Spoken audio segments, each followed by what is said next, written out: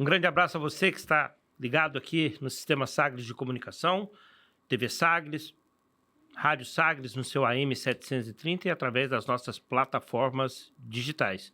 Mais uma pauta do programa Debates Esportivos e hoje recebendo aqui nos nossos estúdios duas psicólogas para tratar um pouquinho de um tema que vem ganhando força pela necessidade de ganhar força, né, e que vem atingindo cada vez mais pessoas, mais famílias, né, pessoas que estão dentro do seu núcleo de convivência, que é a questão do esporte dentro do autismo, ou autismo dentro do esporte. Fique à vontade aí para fazer essa relação. Estou recebendo aqui a psicóloga Lígia Teixeira e a psicóloga Heloíse Dutra. Tudo bem, Lígia? Como é que tá? Olá, tudo bem? Um prazer poder falar mais um pouquinho aqui sobre esse assunto com vocês. Goianiense?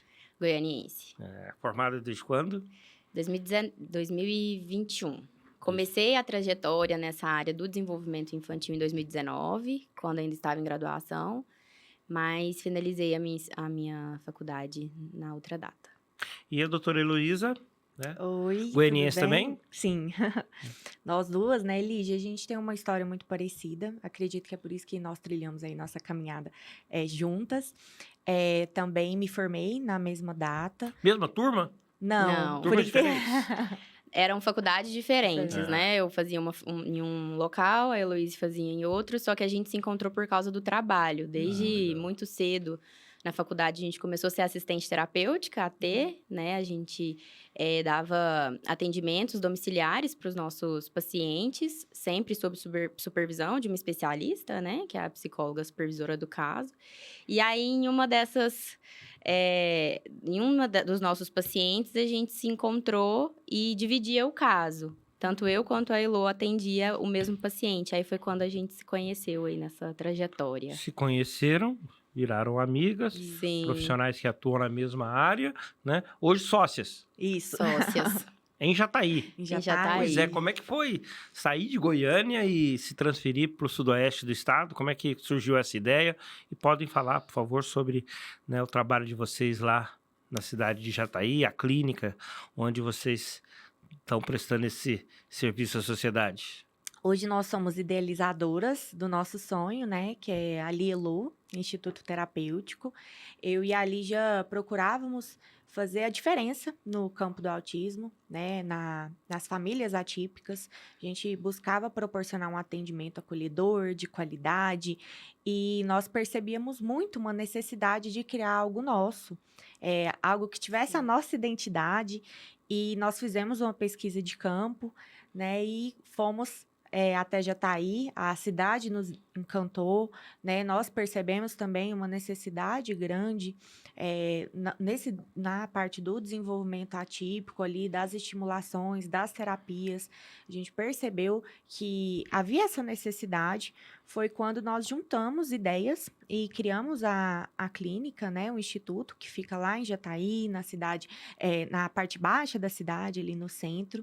E hoje a gente está aí com pouco tempo ainda, né, Lígia, de Sim. clínica, mas fazendo a diferença. Temos muitos feedbacks super relevantes e estamos muito felizes lá na cidade. Convido vocês para conhecer um pouquinho da nossa história, do nosso Instagram também, porque o nosso objetivo era realmente esse e acho que a gente está conseguindo aí. Sim.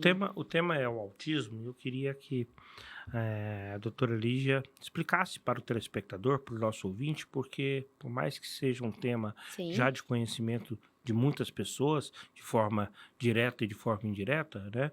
Mas não é de domínio geral. Sim. O TEA, né, o transtorno do espectro autista, ele é um transtorno do neurodesenvolvimento que acarreta e traz alguns prejuízos para a vida daquele indivíduo que tem o diagnóstico, né? Então, prejuízos sociais, prejuízos na comunicação, movimentos, né, que a gente chama de movimentos restritos e estereotipados, que são aqueles comportamentos e movimentos, por exemplo, Repetitivos. de rigidez, né, comportamental, repetitivo. Então, são várias características, né, que englobam dentro do diagnóstico. E essas pessoas que têm o diagnóstico têm um transtorno. Então, é muito aquilo que as pessoas falam, né? Não é doença, não tem cura. mas é um transtorno, tem tratamento qualificado, e a gente consegue aí, com um tratamento bem feito, um tratamento de eficácia, trazer uma qualidade de vida para aquele indivíduo, né? Para que ele seja autônomo, para que ele seja independente, que na nossa visão é assim a parte principal para o tratamento, não só do TEA, mas de outros transtornos também do neurodesenvolvimento. Doutora Luiz, existem níveis? Existem. 1, 2, 3. Uhum. Eu falo um pouquinho, mas muito longe de vocês, né?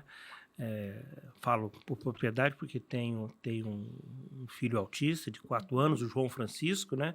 Eu sei que existe, né, os níveis, né, de desenvolvimento aí, né? O João ainda não tem um diagnóstico chamado fechado, né?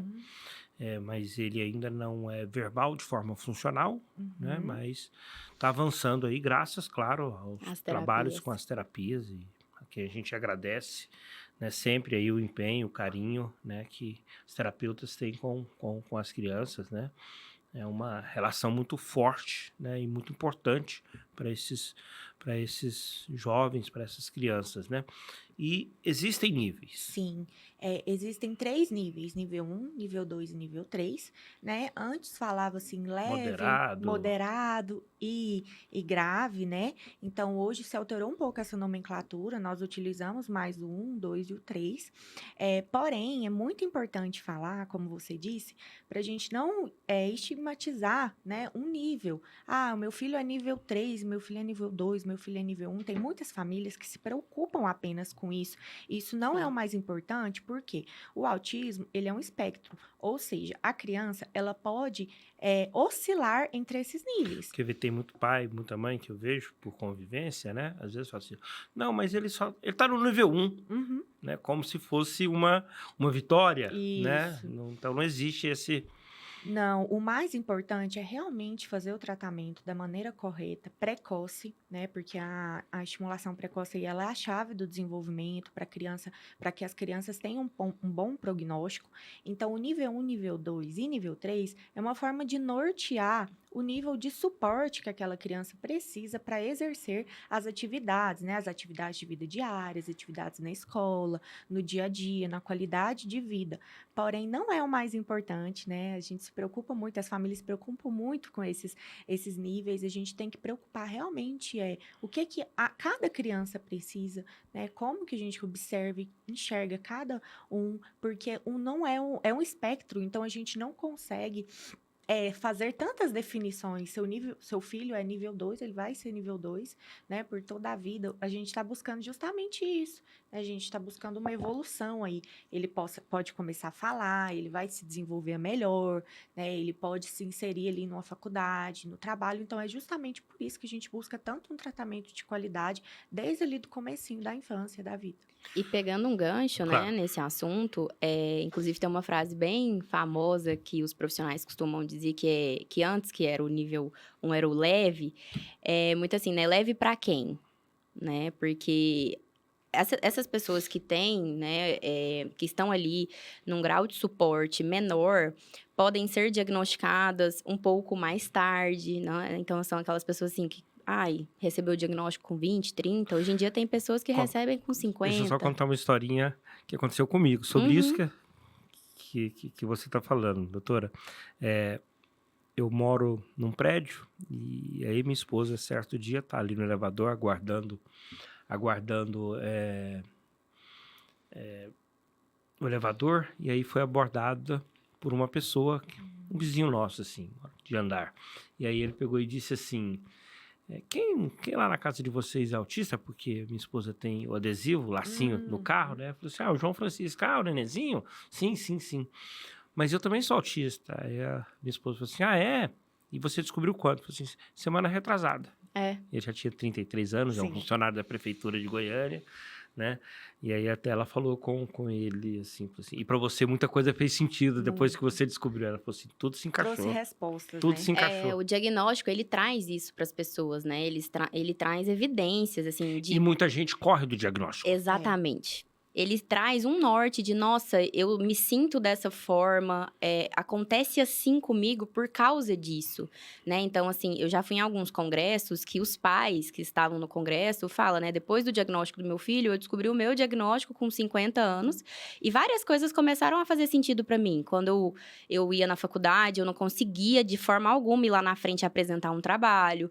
Às vezes me incomodava muito a questão de um barulho e eu sentia raiva, eu ficava frustrada, porque por que eu não conseguia suportar estar naquele ambiente e enquanto outras pessoas suportavam, né? Então, é exatamente isso. O diagnóstico, ele traz ferramentas para o ser humano, né? Para ele poder se entender, para trazer um autoconhecimento maior para a vida, que sem ele, às vezes, a gente fica ali meio perdido, né? Enquanto pessoa, enquanto ser humano. Então, é realmente isso, é entender que o diagnóstico, ele vem para poder auxiliar esse indivíduo, né? Conseguir manejar melhor as coisas do dia a dia. Daqui a pouquinho eu vou entrar no tema principal desse bate-papo com a doutora Lígia e a doutora Heloísa, duas psicólogas goianienses que estão radicadas na cidade de Jataí, desenvolvendo aí, né, um belíssimo trabalho, né, atendendo crianças, né, com TEA, com autismo.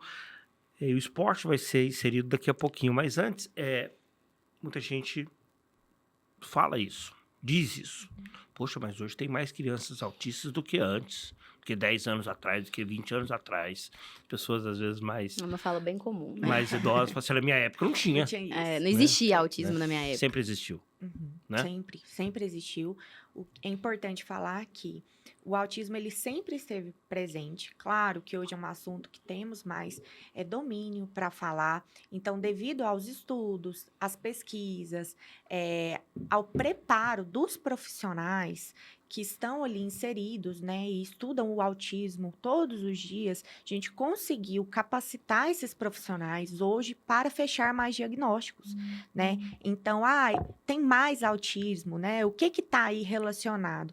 Significa, essa questão aí de estatística significa que hoje nós damos mais diagnóstico porque estamos mais bem preparados. E antes, essas pessoas eram excluídas da sociedade, né? Não se ouvia falar tanto, a gente não tinha essa noção de quem era autista, de quem não era, né? A gente tinha muito capacitismo na sociedade, não que ainda não exista, mas antes, com certeza, muito mais. Então, essas pessoas, elas eram excluídas, né? Essas pessoas, elas realmente eram internadas, né? Elas não ficavam ali no convívio da sociedade, então era uma coisa que era abafada. E hoje, ainda bem que nós temos cada vez mais preparo, mais profissionais inseridos e uma busca mesmo, uma luta por essa causa, graças às famílias, né, e às pessoas que amam a causa e vivem ali diariamente, sabem a diferença que isso faz, a inclusão. E quando a gente fala dessa parte aí da inclusão e desses números, não é a inclusão só na infância, né? Porque você, como pai atípico, sabe, seu filho vai crescer, seu filho, você almeja aí que ele estude, que ele faça uma faculdade, que ele se torne um profissional. Então, a gente sempre tem que pensar a longo prazo. Então, estamos lutando aí pela inclusão, são crianças, nós trabalhamos e olhamos muito para as crianças. A gente pensa muito assim, daqui a pouco eu não vou estar aqui. Daqui a pouco a minha esposa não vai estar aqui. Os irmãos dele vão ter, né, evidentemente, seus compromissos, suas vidas, né? Sim, e como vai estar o João Francisco? A gente pensa muito nesse sentido, né? É uma frase que a gente também escuta muito no consultório, prepará-lo para isso, Exato. né? Eu preciso preparar porque nós não vamos estar aqui para sempre e ele precisa ser autônomo, ele precisa ter independência, fazer as coisas sozinho. Então, também é uma coisa que a gente escuta demais dentro do consultório, de eu preciso que ele evolua para ele conseguir fazer as coisas de forma independente. Nós temos vários estilos de terapias. Sim. Musicoterapia, o próprio trabalho da psicologia dentro dessa parte terapeuta. Quais são as outras? Temos Temos fonoaudiologia, terapia ocupacional, fisioterapia, psicomotricidade. Também, hoje em dia, as nutricionistas estão se capacitando, né? Porque a seletividade alimentar é algo que também está presente dentro o meu é a comida da minha sogra. Do TEA. Só gosta da comida da vovó. É a comida da avó, né? O arrozinho, o feijão, a carne moída, o milho, uma verdura. Então, essas duas principais refeições ali, o almoço e o jantar, tá garantido. Que ótimo. Não adianta levar um miojo, uma lasanha, um sanduíche, que não é com ele. Não é? Né? Pois é. E aí Mas melhor, né? ainda bem.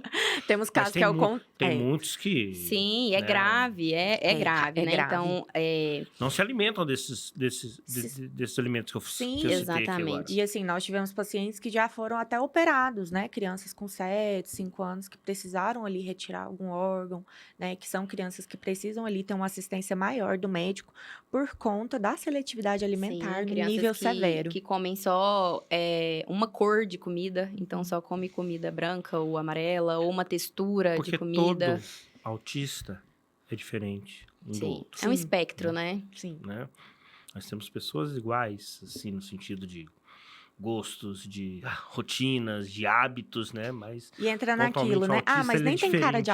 autista, né? Nem É. tem cara de Isso. autista. Nem parece. Nem parece Nem autista. parece, já ouvi muito isso. É. Mas, e o esporte? Vocês estão convidados aqui para o programa Debates Esportivos, né? A Sim. gente falou um pouquinho, né? Situou um pouquinho o nosso telespectador, nosso ouvinte, Uhum.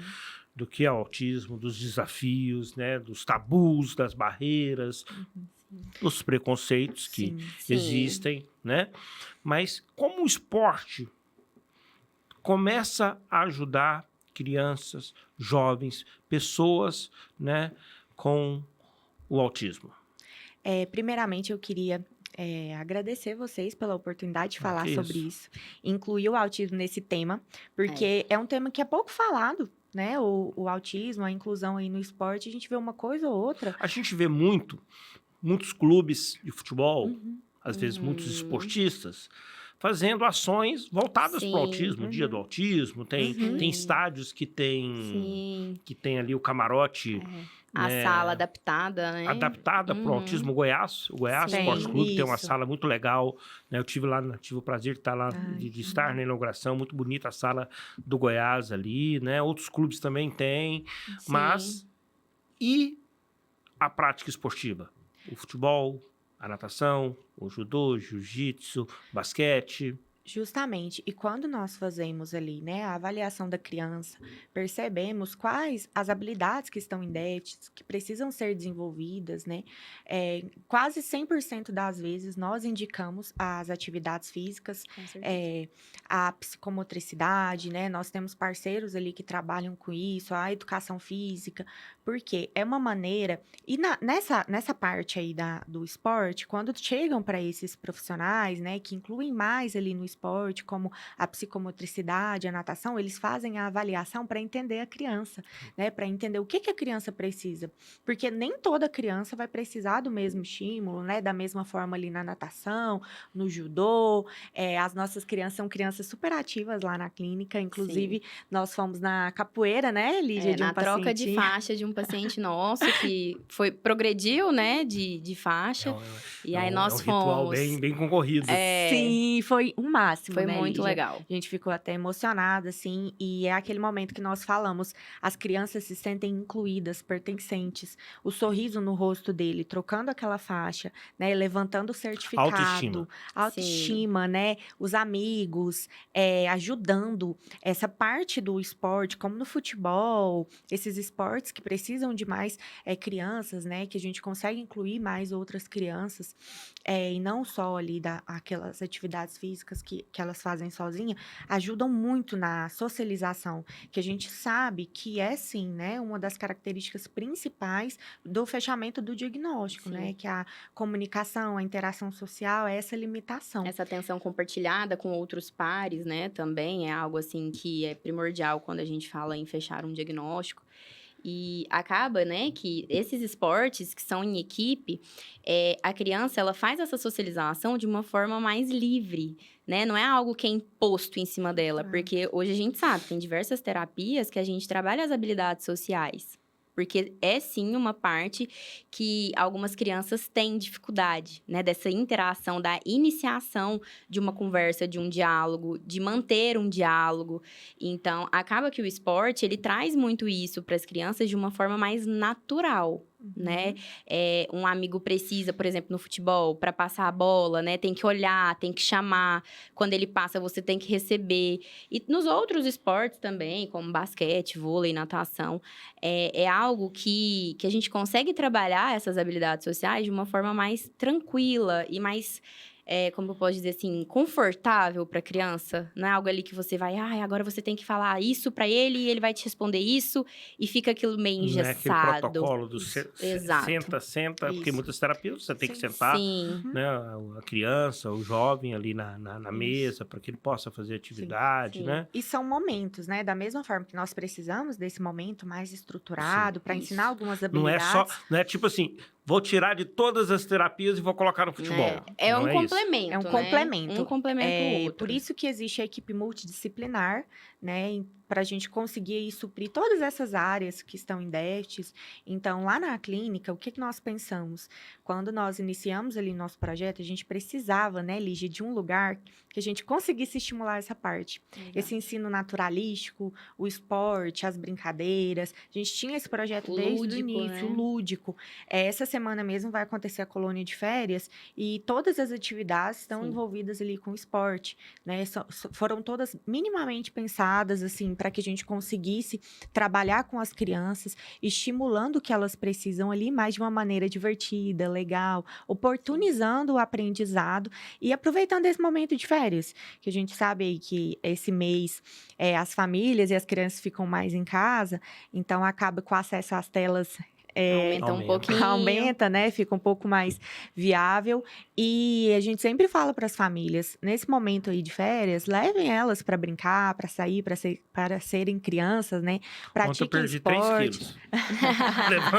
levando o meu para atividades externas. Ótimo. Isso, joga bola, joga vôlei. É muito importante estimular e fazer a criança explorar, né? As crianças precisam explorar o ambiente, os adolescentes conhecer o ambiente, para que ela também desenvolva o gosto. Mas meu filho não gosta, né, de esporte, não gosta de trabalhar nada relacionado à estimulação corporal, né, atividade física. Você já oportunizou? Já mostrou uma maneira lúdica e legal de fazer? Seu filho vê você praticando alguma coisa, né, ou não? Então, tudo isso também está incluído. Porque a criança se espelha. Com Total. certeza. Né? E é bom a gente falar também que, assim, é uma orientação que também sempre damos, né, para os pais. Acontece, às vezes, do pai levar, tentar uma vez, a criança não querer e nunca mais tentar. Isso também é muito ligado na parte da seletividade alimentar, do explorar novos alimentos, né? Eu ofereci uma vez, não quis, jogou longe, né? Não demonstrou interesse, então... E aí, essa família não tenta de novo, né? Essa parte do esporte também é muito isso. Pode ser que na primeira vez, realmente, a criança não se interesse, né? Para ela seja algo novo que não entendo o que é isso, eu não sei o que isso vai me proporcionar de benefícios futuramente, né? Então, para mim, não. E aí, a família pensa, né? Não gostou, então não vou mais, né, tentar. E o quanto é importante a gente sempre ter essa resiliência mesmo. Pode ser que hoje não goste, amanhã vamos tentar alguma coisa nova. Pode ser que essa criança não gostou de futebol, mas ela gosta de uma brincadeira de corrida, ela gosta de um vôlei, de uma natação, de uma dança, né? De algo, assim, diferente. Então, é sempre bom também a gente bater nessa tecla de... não é porque não gostou de uma coisa em um certo dia que ele nunca vai gostar daquilo. A gente precisa oportunizar momentos mesmo para a gente ter, né, esse repertório de novas habilidades e fazer com que essa criança consiga ser incluída, né, cada vez mais. Doutora Heloísa, e existe uma idade? Olha, a partir dos 3, 4, 10, 15 anos, para que essa criança seja incluída, né, na terapia esportiva? Olha, a gente precisa conhecer a criança, fazer uma avaliação, né, para entender o que essa criança precisa. Mas é importante falar que ela precisa iniciar esses estímulos e a gente tem que oportunizar. Então, desde pequenininho, oportunizar esses momentos aí com bola, esses momentos recreativos, para a criança começar a se adaptar ali com algo novo, né, e a gente consiga inserir aquilo na rotina. Quando você fala desde cedo, a partir do... Desde novinho, a assim, partir a gente trabalha... diagnóstico gente trabalha com a intervenção precoce. Então, assim, o que é a intervenção precoce? É a mais cedo possível. A gente vai começar a estimular a criança, a preparar ela, né? E O perceber. João Francisco, por exemplo, teve o diagnóstico com 1 ano e 8 meses, mas eu vejo crianças que com 1 ano já estão nas clínicas, né? Isso, Então, a isso. partir desse momento, Exatamente, a gente já tem que inserir nas terapias para começar a ter essa estimulação precoce para que eles tenham um bom prognóstico. Então, eu consigo levar o meu filho consegue, tem esse tempo, né? Eu consigo levá-lo no esporte, consigo levá-lo nas demais terapias, então é um momento, a gente precisa realmente aproveitar ali dessa neuroplasticidade que nós temos, Sim. né? Nesse momento, que é aquele momento que nós mais temos sinapses, né? E que o cérebro, ele tá ali, ali com a criança, que ele pode ser desenvolvido e aprender muitas outras habilidades, mais do que nós adultos. Então, vamos aproveitar desse momento, né? Do começo, dessa infância, para inserir isso. Porque a probabilidade dessa criança começar e se desenvolver do que ela começar tardiamente, né? Isso melhora muito e oportuniza muito essas habilidades, seja no esporte, seja nessa parte aí da psicologia, em todas elas. É importante falar que quanto mais cedo, melhor. E um lema que nós temos lá na clínica, assim, que a gente leva muito ao pé da letra, né? É que nós não tratamos diagnóstico. Nós tratamos atrasos. Então, chegam diversas famílias, né, que não têm um diagnóstico fechado ainda, mas a gente percebe que aquela criança tem algum tipo de atraso, e é onde a gente fala, né, tendo ou não tendo um diagnóstico, essa criança está em atraso, né, em alguma área do desenvolvimento dela. Então, a gente não precisa ficar preso a esse diagnóstico, a gente precisa ficar preso ao marco do desenvolvimento. Se esse marco está mostrando, né, que essa criança está atrasada para o que é esperado, né, para a idade dela, a gente precisa intervir. Então, essa parte que a Heloíse falou, né, da intervenção precoce, é algo, assim, definitivo, que vai definir mesmo o futuro dessa criança. Porque quanto mais novinha ela é inserida nessas terapias, nessa sociedade, né, nessa parte mesmo da intervenção, mais resultados ela vai ter futuramente. Então, é muito importante, é uma coisa que a gente sempre fala e sempre dissemina, eu acho, assim, né, quando a gente dá entrevista, quando a gente conversa com as pessoas. Percebeu qualquer tipo de atraso na criança, não perca tempo, né? Corra, vai num profissional. E é muito importante, assim, depois lá na frente, não era nada. Ótimo, pelo menos a gente, né, fez o que a gente precisava ter feito mesmo. Porque não tem como a gente voltar atrás, o tempo não volta. E quanto mais essa criança for estimulada, melhor vai ser para ela. Então, também é algo que sempre falamos. Não vamos ficar em volta e preso a um diagnóstico, né? Percebi que alguma coisa não está correta, corre atrás, procure um profissional qualificado, né? E se não for nada, ótimo, pelo menos a gente fez, né? Doutora, porque é aquilo que eu falei um pouquinho lá atrás, né, doutora Lígia? Muita gente corre do diagnóstico. Sim. Né? Corre da situação, né? Que pode ser, às vezes, realmente o diagnóstico do autismo, como também pode não ser. Sim. Né? E acontece muito. E se for o quanto antes, né? Melhor. O quanto antes você começar a trabalhar a criança dentro do mundo das terapias, mais avanço ela vai ter, né, para a sequência da vida. Doutora Lígia, e existe algum esporte, né, digamos assim, igual eu falei assim, existe o esporte dela? Não existe. Mas existe uma procura maior por um determinado esporte? Então, o esporte ideal, né, como a gente já abordou, ele não existe, até porque a gente precisa ir de acordo com o que a criança gosta, né? Até nós, que somos adultos, né? Por exemplo, eu mesmo, eu no futebol é vergonha, passar vergonha. Mas gosta de outros esportes. Mas gosto de outros esportes. Então, a gente ir naquela linha ali do que a criança mais gosta, do que é mais prazeroso, porque quando a gente fala nessa área, a gente tem que falar também da OM, que é a parte ali da psicologia, que é a operação motivadora. A criança, ela precisa estar motivada, né, para estar fazendo aquilo. Se ela não tá motivada, ela não vai ter respostas, porque, nossa, eu nem queria estar aqui, isso aqui para mim é chato, eu não gosto, por que eu tô fazendo aqui? Ela não vai ter vontade, né? Mas uma das áreas, né, nessa parte do esporte, assim, que tá muito ligada ao nosso trabalho é a psicomotricidade, né, que é uma área ali de atuação dos psicomotricistas, que eles trabalham acho que maioria dos esportes dentro de uma terapia, né? Sim. Que é onde eles trabalham o movimento corporal, coordenação motora, motricidade fina e grossa. Então, Que é o chutar a bola, é... correr, Porque né? muitas precisam circuitos. ser ensinadas, né? Exatamente. Então, não é você colocar o seu filho ali no futebol, no vôlei.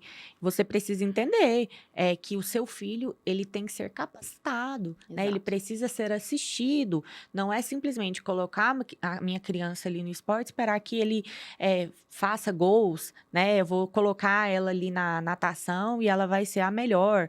Não é dessa maneira. Por isso que a gente precisa perceber, entender, compreender a criança com o autismo nesse sentido. E não esperar que ela aprenda sozinha, que ela faça dessa maneira. Por isso que os psicomotricistas trabalham bastante esse preparo.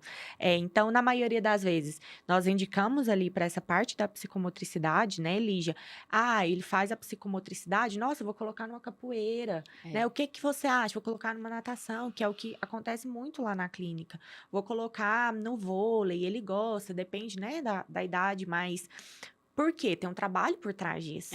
Quando a gente vê um autista, uma pessoa ali atípica, bem preparada, bem desenvolvida, teve um trabalho por trás, né? Teve toda a equipe, teve a família, essa pessoa foi bem assistida, teve-se um investimento ali de tempo no tratamento, que é o mais importante, porque não é da noite para o dia, é um tempo, é o contínuo mesmo, é a persistência, né? Por isso que a Lígia falou da resiliência tão importante no TEA, das famílias, porque nós sabemos, Sim. né, como é ali com as famílias no dia a dia. Porque muda-se a rotina, né?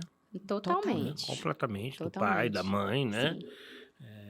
Nós temos um dado que me causa uma grande indignação e que é uma realidade, né? Existe um número muito grande de divórcios, separações a partir do diagnóstico, Sim. né? O pai ou a mãe, né? Normalmente a maioria dos homens às vezes não conseguem Lidar, encarar toda a situação, né?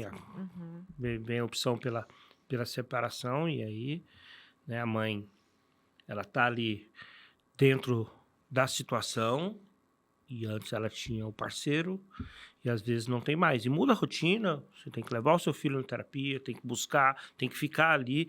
Tem pessoas, às vezes, que ficam ali 4, 5 horas dentro de uma clínica, porque Sim, muitas pessoas existe a abrem mão necessidade, do né? seu próprio trabalho, né? Para poder carreira, dar sim. essa oportunidade ali de crescimento para a criança. Às vezes o pai e a mãe tem 2 filhos, um tem um autismo, não tem onde deixar o outro, então o outro fica naquela... Ele acaba sendo sugado para a rotina dura Sim. das terapias, né? Então, Por isso que a gente fala muito da família atípica, né? Sim. Não é o filho atípico, é a família. a rede de apoio é muito rede de importante, né? É muito importante. Mas a gente também fala, no Brasil, de uma realidade de pessoas que não têm rede de apoio, Sim. que não têm condições de levarem os filhos para as terapias, né? De terem acesso às terapias, né? Então, a gente também tem infelizmente, esse quadro. Mas, dentro das escolas, às vezes, de uma escolinha de futebol, de uma escolinha de vôlei, de uma aula de natação, de capoeira, como vocês citaram, de jiu-jitsu, judô, né? Vocês enxergam a preparação nesses profissionais para receberem as crianças atípicas? É um assunto um pouco polêmico, né? Adoro essa polêmica. parte. Adoro polêmica. O debate esportivo é polêmica. É verdade. Então, assim, a gente não pode generalizar, né? Até porque cada lugar é de um jeito, cada pessoa é de um jeito, mas até... E nós estamos falando de um assunto que Sim. está ganhando espaço, né? E não só que não existia. escolinhas de esporte, mas escolas Escola. mesmo, né? Tradicionais aí, escolas... Sim, a porque parte pedagógica Porque ele da tem um professor de criança. educação física, que normalmente é o professor Sim. mais querido da turma. A aula mais gostosa, É a aula né? mais gostosa, é o ídolo da meninada, né? A gente vê assim, né? Nós que estamos inseridas aí nesse mundo há mais tempo, eu percebo que hoje em dia as pessoas elas estão procurando mais entender sobre o autismo, não só sobre o autismo, mas todos os transtornos, né? Entender e se capacitar também, fazer curso, participar de seminários, enfim, de várias coisas, para entender mesmo como que funciona, né? Cada criança, o cérebro de cada indivíduo, enfim. Mas é um assunto que ainda é algo que nós vemos que precisa ser mais trabalhado, Sim. né? E, assim, escolas precisam se capacitar cada vez mais. E não só o professor, né? O auxiliar de limpeza, o diretor, o professor, o segurança, os alunos que estão ali dentro daquela sala de aula, os alunos que estão, por exemplo, inseridos, né? Tá fazendo uma natação. Os alunos que estão ali naquela natação, eles precisam entender que tem um amigo que ele é autista, que ele se comporta dessa forma, que às vezes ele pode, né, ter alguma crise ali por causa de um som que para ele é muito maior do que para os outros, um estímulo visual que para ele é muito maior do que os outros. Então, na minha visão, assim, é algo que já cresceu, sim, bastante, já evoluímos bastante. As pessoas têm mais essa procura de querer e ter um interesse de entender mais sobre o assunto, mas é algo que ainda A caminhada assim... ainda é longa. Muito. Essa parte da inclusão é muito falada, né? A inclusão é linda, a teoria da inclusão é muito bonita. Mas a prática, nós que estamos inseridas aí, a gente vai na escola, a gente faz visitas escolares, né? Orientação para as professoras, diretoras, enfim. É algo que a gente vê ainda que precisa, sim, caminhar bastante. Porque a gente enxerga muitos segmentos, a gente está falando de escolas, Sim. de locais que recebem crianças atípicas para prática esportiva, de muitos eu enxergo a boa vontade Exatamente. de ser realmente inclusivo, Uhum. de conseguir fazer a diferença para aquela pessoa autista que está dentro da estrutura dela, né? Mas às vezes ela ainda falta conhecer um pouquinho como fazer. Eu acho que falta realmente, como você disse, o preparo. E, assim, nós, os profissionais que estão aí no dia a dia, nós vemos, assim, que deveria ser algo obrigatório. Pode perceber, em uma sala, hoje em dia, o mínimo que vai existir é uma criança, o mínimo, né? Tem salas, por exemplo, que a gente faz visitas escolares que tem 20 alunos, dos 20 tem 6, 8, 10 que têm o diagnóstico, não só de TEA, mas de TDAH, de TOD, enfim. Então, essas escolas, essa parte Para o pedagógica... telespectador, o que é o TDAH e o que é o TOD? O TDAH é o transtorno, né, de atenção e hiperatividade, que também é um transtorno do neurodesenvolvimento, mas que são outras características, outra forma, né, esse diagnóstico. E o TOD é o transtorno opositor desafiador, que também é, né, outro transtorno que não é igual ao TEA, que não é igual ao TDAH, e assim como tem vários outros, né, tem transtorno de processamento sensorial, tem o TDA, que é só o transtorno de atenção, né, que não tem a hiperatividade associada. Então, temos vários tipos de transtornos do neurodesenvolvimento. E cada um tem a sua particularidade, né, digamos assim.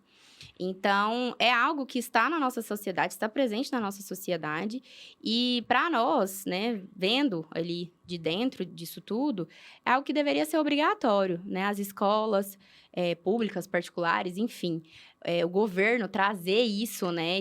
Esses profissionais precisam estar capacitados para conseguir lidar, para conseguir manejar um comportamento inadequado, manejar uma crise que a gente sabe que às vezes acontece com os nossos alunos, com os nossos pacientes. Então, é algo, sim, que ainda tem muito caminho aí a ser Porque, assim, percorrido.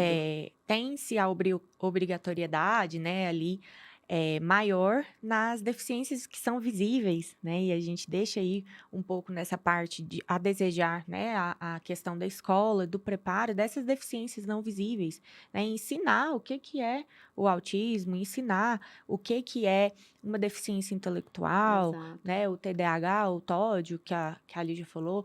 Então, ter esse ensino ali, esse preparo, não só dos profissionais, mas para as pessoas que estão inseridas ali na escolinha, no shopping, sobre como receber, sabe, as pessoas atípicas de uma maneira geral. E hoje também o TDAH, né, já que a gente começou nessa linha, que é o transtorno de déficit de atenção e hiperatividade, ou o TDA também, é um transtorno que está crescendo bastante, assim, está tendo muitos diagnósticos, principalmente também pessoas que já são mais velhas, né, recebendo. Então, também, né, é algo que a gente tem que estar sempre ali por dentro do que fazer, como fazer, como que a gente pode ajudar essa pessoa para realmente tornar uma sociedade cada vez mais inclusiva. E associadas ao autismo, né, também, porque quando a gente fala Sim. hoje, é muito difícil a gente ver uma pessoa que tenha o autismo, mas não tenha outro transtorno, né, associado. A São gente várias tem. comorbidades, né? Então, assim, hoje em dia, uma criança que tem o diagnóstico de TEA também pode ter o diagnóstico do TDAH. Sim. Isso. Uma deficiência intelectual, né, associada. Então, é comum isso acontecer. É muito comum isso acontecer. E por isso que hoje em dia os profissionais, eles têm que estar cada vez mais qualificados para conseguir, né, associar e entender, isso aqui é do TEA, isso aqui é do TDAH, essa medicação a gente vai colocar para ajudar nesse comportamento, essa para aquele. Então, é cada vez mais capacitar e estudar sempre. Sempre. O Sempre. estudo, ele é corriqueiro, faz parte Contínuo. da rotina, né? A gente vai agora para o nosso quadro ODS do esporte, o tema voltado também para o autismo e como esporte. A gente falou aqui agora há pouco sobre muitas ações dos clubes de futebol, né, Uhum. voltadas, né, para, né, a inclusão. E olha só, né, esse exemplo que o Vila Nova Futebol Clube deu.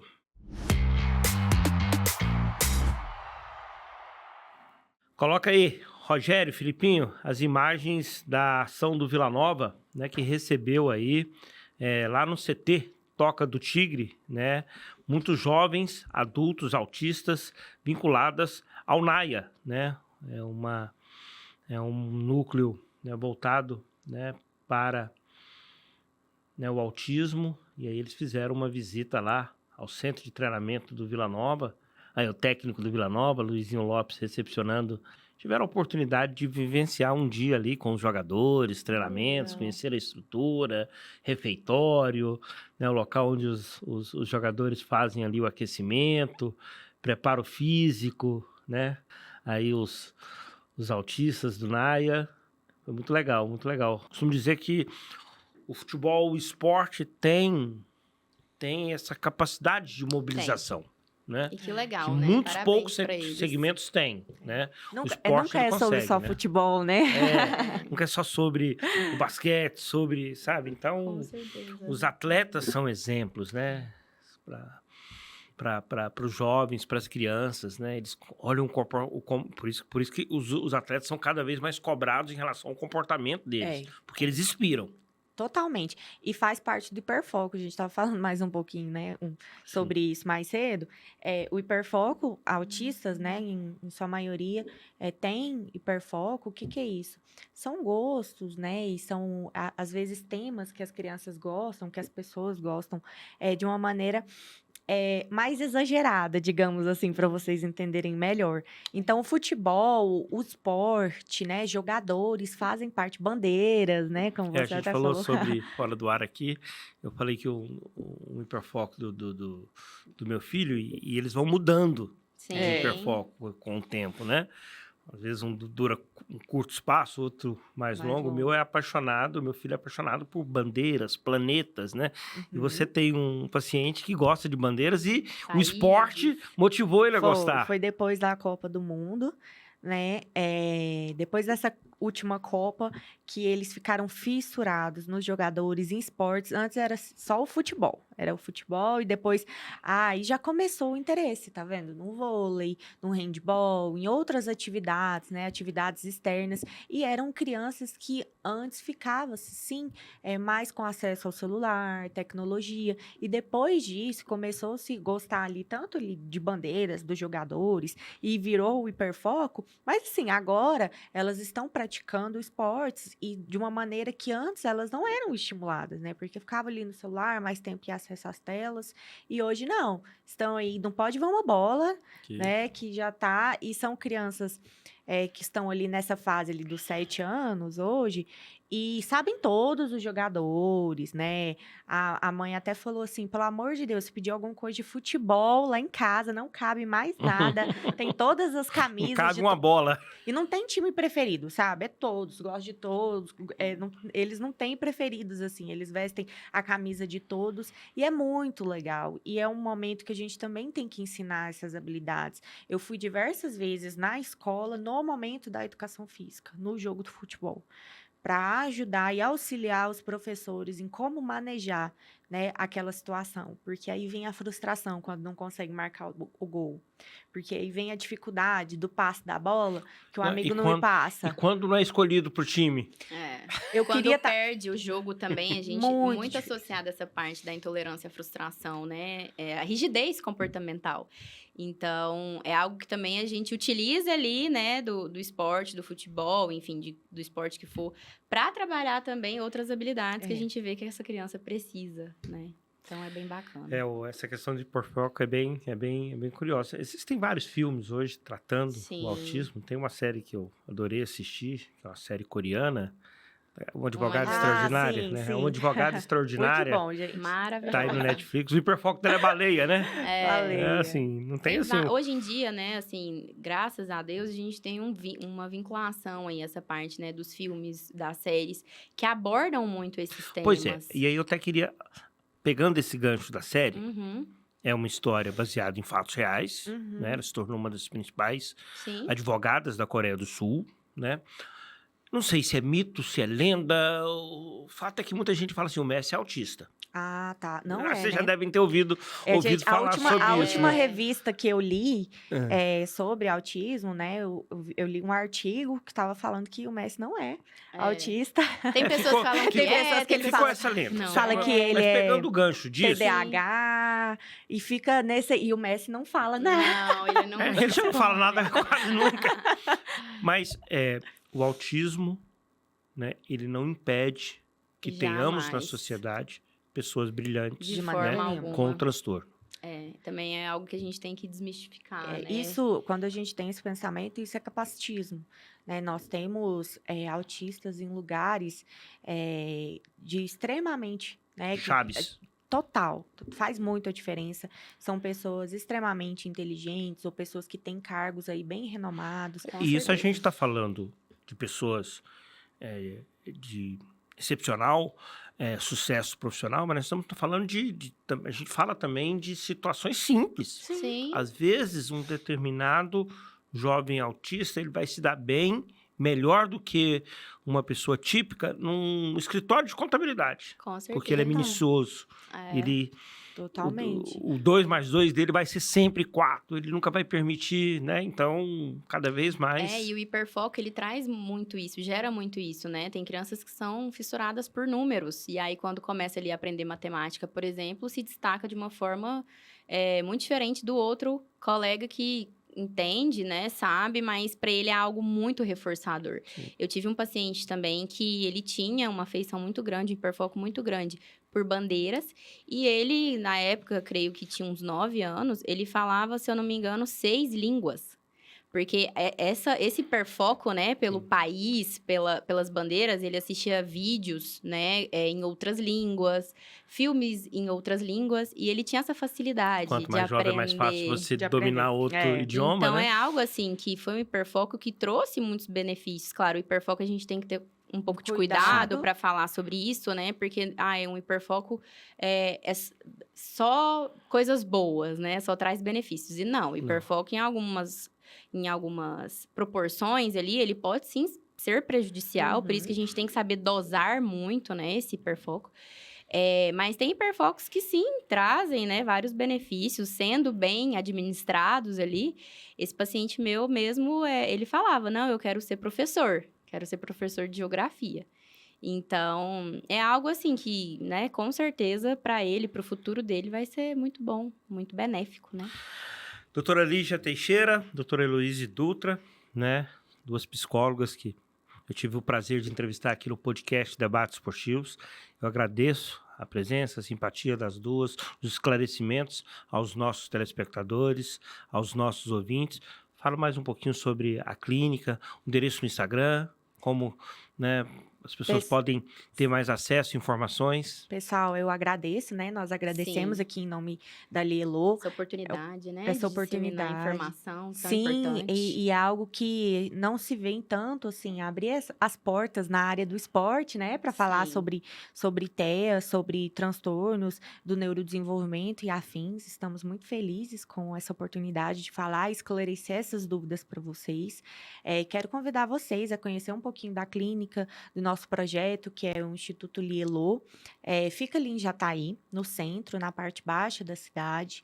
É um projeto lindo, acolhedor, que busca cada vez acolher mais e desenvolver essas famílias e crianças, porque lá a gente não trabalha, né, Lígia, só o indivíduo Paciente, atípico. né? A gente é o nosso lema, né, Lígia? A gente trabalha ali a família, porque você, certeza. como pai, sabe a importância da família ser incluída aí nesse processo. Então, convido a vocês a olharem ali nosso Instagram, conhecerem o nosso projeto. E se tiverem dúvidas, né, Lígia, mandem Sim. ali para nós através do direct. Nós estamos ali prontas para esclarecer, responder, porque às vezes algo que não falamos aqui seja a dúvida de vocês que estão aí, e a gente está ali prontamente para atender vocês. Nosso Instagram também, né, tem na bio o WhatsApp da clínica, então para quem tiver interesse, né, de tirar dúvidas, entender um pouquinho mais, conhecer um pouquinho mais da nossa clínica, fiquem à vontade. Nosso direct também está aberto, né, para quem quiser enviar dúvidas ou comentários. Nós abrimos também caixinhas de pergunta para poder ajudar essas pessoas. E o Instagram é Instituto Lielô. E é um grande prazer estar aqui com vocês. E quem precisar, estaremos lá prontas para poder ajudar. Qual o seu esporte preferido? Vôlei. Vôlei. Vôlei. E o seu? O meu também. Também vôlei, olha. Então, levantadora e ponteira aí, né, no vôlei, né? Se é bom, a gente não falou. Hã? Isso é um detalhe, isso é um detalhe. Aí a gente não entra nesse mérito. Obrigado mais uma vez. Obrigado Obrigada a você, a vocês. telespectador, que nos acompanhou, a você, ouvinte, né? Que esteve ligado aqui, mais uma pauta do podcast Debates Esportivos.